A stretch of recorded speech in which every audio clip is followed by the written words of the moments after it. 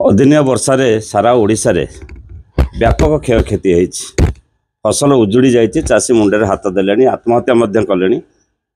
आज सारा ओडिशा रे गोटे उद्वेगजनक परिस्थिति सृष्टि होती।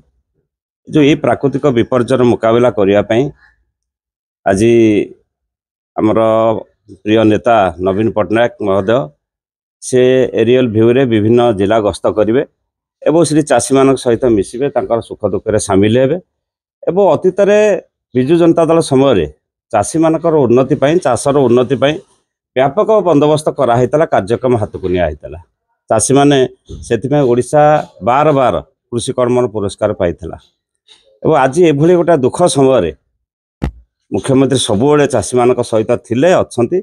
आगामी दिन में से जहाँ दब प्रेसर रखा कथा प्रशासनिक स्तर में केमिति चाषी मैंने ठीक भाव में क्षति भरणा पाइबे, विभिन्न चाषबास आगू जावाई केमिति कार्यक्रम हाथ को ने से सहित अच्छा।